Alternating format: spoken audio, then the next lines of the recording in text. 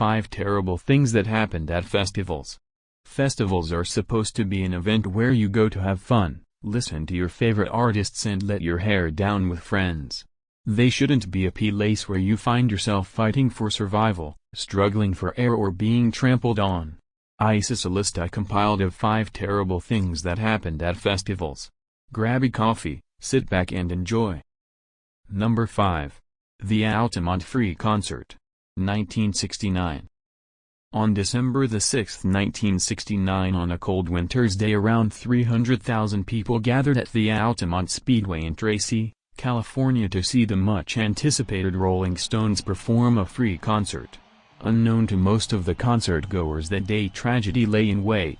With the free concert only being announced 4 days before it was due to take place and a last-minute venue switch 20 hours before the gates were set to open, many people were concerned about the safety of the concert. The venue wasn't the only issue with the concert. Let's talk about security. Now, opinions may differ about who fits the bill for festival security, but one thing we can all agree on is that 100 angry Hells Angels was probably not the smartest choice. Thousands of people were injured throughout the event and 4 concert-goers tragically lost their lives. 2 people were killed by a car that drove into a group as they relaxed by a fire at the end of the evening. The driver was never identified. 1 person lost their life by sliding down an irrigation canal and drowning in the murky water at the bottom. But the final and most gruesome of the 4 deaths was the murder of Meredith Curley Hunter, whose life was taken by concert security. Hunter, who was an 18-year-old man, was doing nothing but minding his own business and having fun when, according to eyewitness testimony, was grabbed by the scruff of the neck by one of the Hells Angels. Hunter did not fight, he simply pulled away, which apparently was enough to trigger the club member. The Hells Angel then proceeded to punch Hunter in the mouth, knocking him to the floor, at which point more Hells Angels jumped on him, kicked him in the head multiple times, one stabbed him in the back. Hunter then pulled a gun and attempted to scare his attackers by waving it in the air. The bikers tore the gun from his hand and proceeded to stab the 18-year-old in his head, back, and neck. Hunter was pronounced dead at the scene. Due to bad organization, poor choices and aggressive violent security, 4 people died and hundreds more were injured. That's why the Altamont Free Concert makes it to our list. R.I.P. Hunter. Number 4.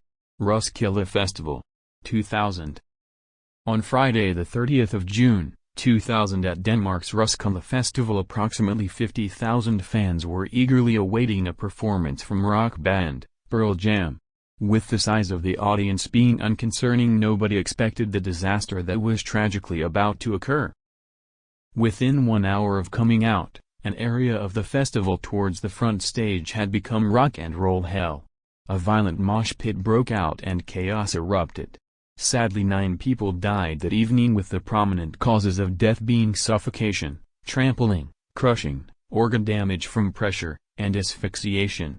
The exact cause of the crush has never been fully explained, but it seemed to be the result of wet grounds, a massive rush towards the main stage, a crowd surfer being sucked into the aggressive mosh pit, and just a general atmosphere of pure chaos. After this event, Pearl Jam refused to play at any event that didn't place detailed security arrangements in their contracts. Rest in peace to those who lost their lives that day, and regards to anyone affected by this tragedy. Number 3. The 2010 Love Parade. At a festival in Germany called the Love Parade, the music was pumping, people were dancing and enjoying theirselves when, unbeknownst to the majority of the crowds, a small group of revelers attempted to take a shortcut through a narrow passageway in an attempt to get to the overcrowded festival grounds. Disaster ensued when a surge of people caused the narrow tunnel to cause a bottleneck like a pile-up, which left unsuspecting partygoers piled up on top of each other trying to climb the walls to escape. Eyewitness descriptions say it was like trying to get through the eye of a needle. At least 18 people died that day in the stampede, with a further 10 resuscitated and another 200 injured. Another sad situation from a place that's meant to be safe. We pray for all involved and keep thoughts of all lost in our hearts. Number 2. Burning Man. I expect it to rain at festivals. I expect lots of mud and ear-piercing loud music. But on the 3rd of September 2017, 41-year-old Aaron Joel Mitchell, who was attending the Burning Man festival, spontaneously ran into the blazing fire. He never returned. A man rushed past layers of security officers into a massive fire at the Burning Man festival's signature ceremony, suffering burns that left him dead just hours later. Authorities are investigating the death of Aaron Joel Mitchell, 41, who broke through a two-layer security perimeter during the Man Burn event in which a giant, wooden effigy is set ablaze. Nevada's Pershing County Sheriff Jerry Allen estimated that there was a crowd of about 50,000 people who were present when the festival's crew of firefighters pulled Mitchell out of the blaze. He was airlifted to the UC Davis Hospital Burn Center in California, where he died Sunday morning. The sheriff said doctors confirmed Mitchell wasn't under the influence of alcohol, but a toxicology report is pending. Nevada's Pershing County Sheriff Jerry Allen estimated that there was a crowd of about 50,000 people who were present when the festival's crew of firefighters pulled Mitchell out of the blaze. He was airlifted to the UC Davis Hospital Burn Center in California, where he died Sunday morning. The sheriff said doctors confirmed Mitchell wasn't under the influence of alcohol, but a toxicology report is pending. We don't know if it was intentional on his part or if it was just kind of induced by D. We're not sure of that yet, Allen said. Officials say Mitchell was a U.S. citizen who had a home in Oklahoma but apparently was living in Switzerland with his wife. The sheriff's office also says that the attempts to rescue Mitchell were hampered because part of the structure was falling as they were trying to get him out. The sheriff's office says, rescuers had to leave him to allow the structure to fall and provide for rescuer safety before they could go back into the flames to extract AR. They also add that investigators are having a harder time gathering information as festival goers leave the site for their homes. Burning Man said in a statement that they had canceled burns through noon Sunday but would go ahead with the 8 p.m. temple burn, another signature event that signals the end of the 9-day festival. More than 70,000 people are attending the art and music celebration in the Black Rock Desert. The festival culminates with the burning of a towering 40-foot effigy made of wood, a symbol of rebirth, which usually happens the Saturday before the Labor Day holiday.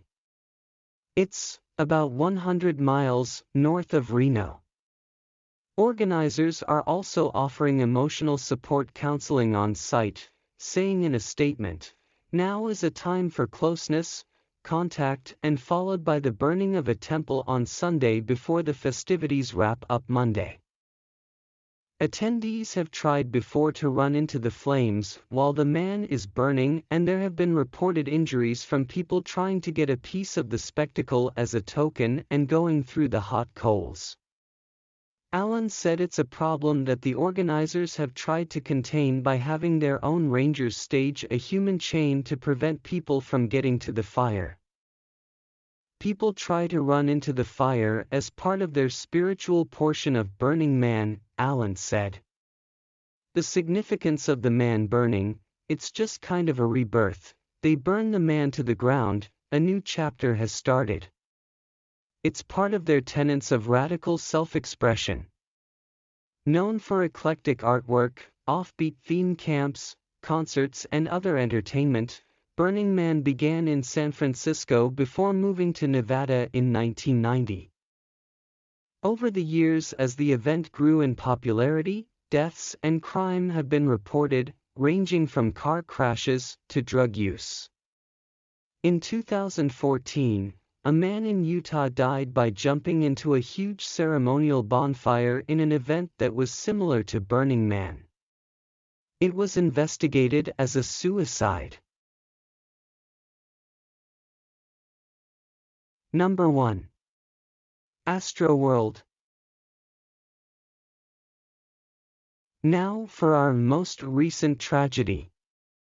Travis Scott's Astroworld Festival took place on November 5, 2021 in Houston, Texas.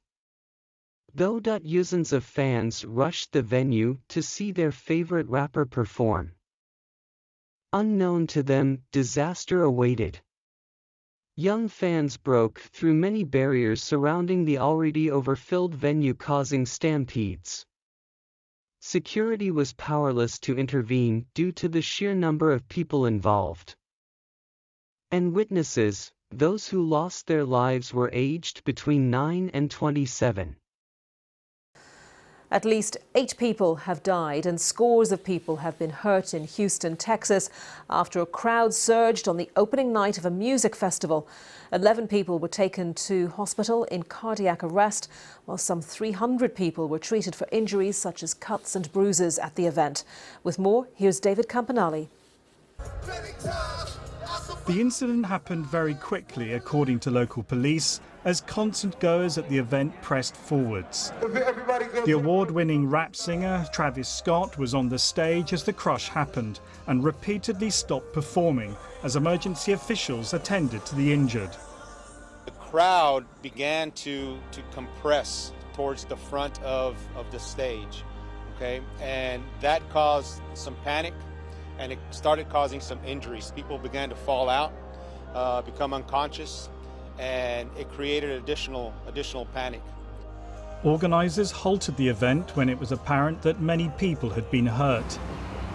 But officials said the sheer scale of the casualties quickly overwhelmed the existing medical facilities. It's not yet clear what caused the crush to start. Travis Scott's Astroworld Festival began in 2018 and it's become a huge draw. Earlier on Friday, hundreds of people had rushed the event's perimeter, knocking down metal detectors and a security screening area to get into the concert. But following the incident, the second and final day of the festival has been cancelled. A reunification centre has been set up at a hotel nearby for people who've not heard from family members at the festival. A local county judge described what had happened as an extremely tragic night. Tonight's focus, though, needs to be on the families and on the lives that we lost, many of them extremely young, tragically young. The concert organisers are now working with Houston's police to establish the facts of what happened. David Campanale, BBC News. Thank you for watching. If you enjoyed this video, a like would be appreciated, and follows are celebrated. Also, I'm new to this, haha, it will get better.